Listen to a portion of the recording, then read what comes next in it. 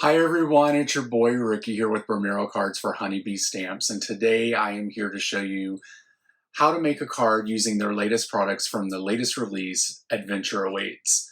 I'm really excited about this release because it's like the most masculine release that I've seen in a while, so masculine.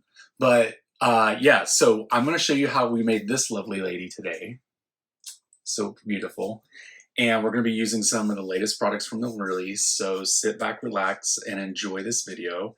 And also make sure that you head over to Honeybee Stamps by clicking the link down in the description and going to check out all their latest things.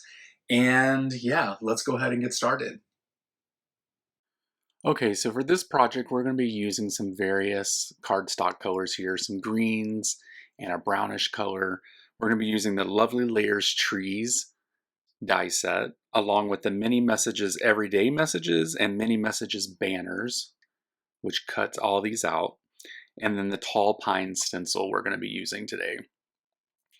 So the first thing we're going to do is go ahead and get some stenciling done. I have laid down my Altenew mat here, and along with a white piece of paper, this is 80-pound Nina Solar White Classic Crest. And we're going to be using some Concord and Ninth inks today, and we're just going to go ahead and get some blending done. This is in 4 steps, so there are 4 stencils. And basically, I am taking the lightest color here and just placing this all along the stencil where the tree is open. Now, this stencil is pretty neat because it is kind of a replica of a Christmas paper that Honeybee Stamps came out with last year, and I was totally obsessed with that paper. I think I have 3 of them now, 3 packs of it, because I love this paper. And this stencil replicates one of the patterns, or it's close to the pattern that was in the paper pad.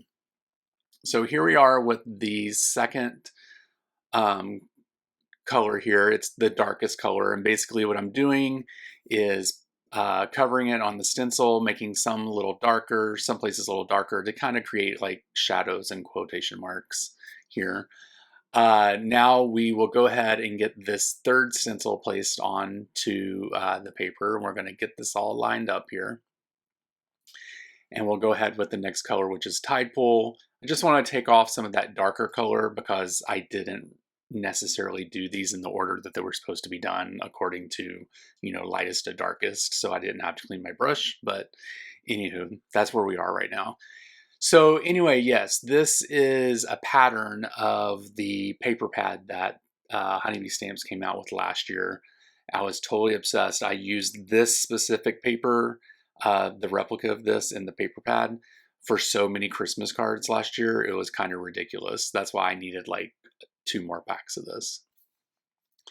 All right, so there we have the reveal, and then we're going to place the 4th stencil on here. Now I went with some like mint greens, some like aqua colors here, but I'm excited to actually be able to make Christmas cards this year with non-traditional colors like pinks, like this color, some purples, just all different kinds of those colors would be pretty amazing on this card.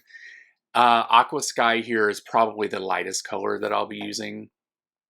And yeah, and then also you're going to see here when I take this off, there's a little bit of white lines through here. All I did was take the lightest color and just blend over it a little bit if you don't like the white lines. But I don't mind it either way. I just decided to blend it in a little bit so that they weren't as obvious. Now what I'm going to do is I'm going to cut this down to a little bit less than, or it's going to be 4 by 5 1/4. And we're going to cut the edges off here because I want to do a little bit of ink blending along the edges. And you could probably see that as I was cutting it. I forgot to cut the paper before I did the ink blending. So I'm going to just take the darkest color here and just go all the way around the card panel here, just to give it, a little bit of dimension here. And, it does this thing. It kind of gives it a touch of fancy. That's what I like about it. What we'll do now is go ahead and use the Honeybee glue. Honeybee Stamps glue here and go ahead and get this placed down onto the card base. The card base is 110-pound Nina Solar White Classic Crust.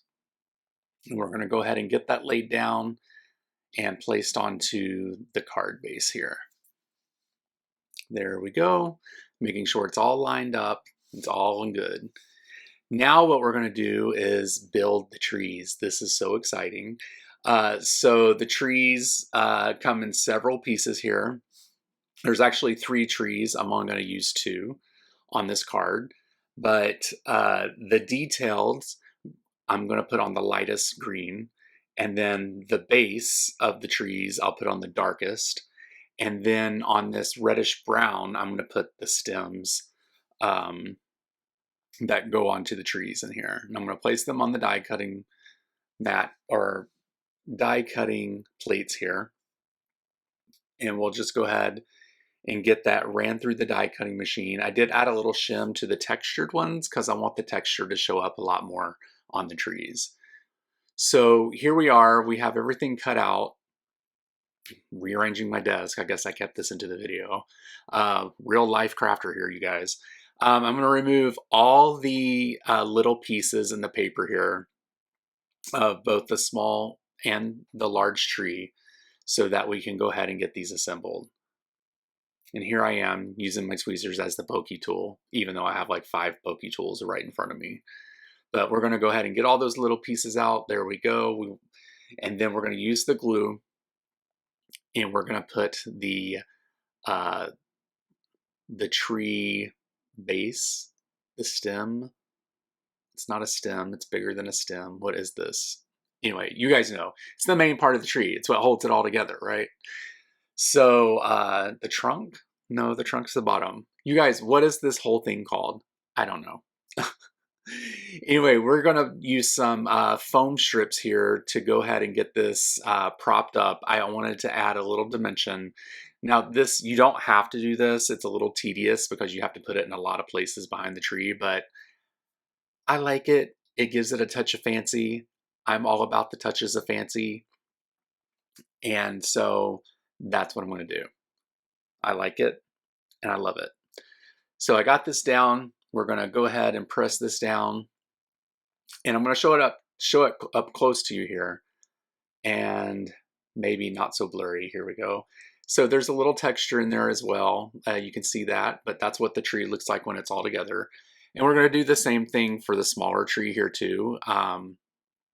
It's also just as tedious because you have smaller spaces to put the foam tape.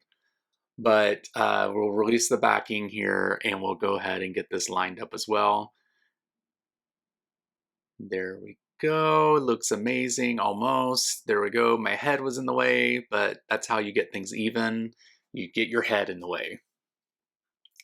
Okay, now that we have the trees put together, oh, I did put the stem on the little tree. We are going to be using the mini messages every day. And we're going to use how have you been? And basically, we're just going to put that on a block, and we are going to get all of our pieces for the heat embossing here. We're going to use the powder tool so that we can get all the static off the black piece of paper here, and we're going to use some embossing ink here. And then we'll just press this down onto the black paper just until you know, the ink is pretty soaked in.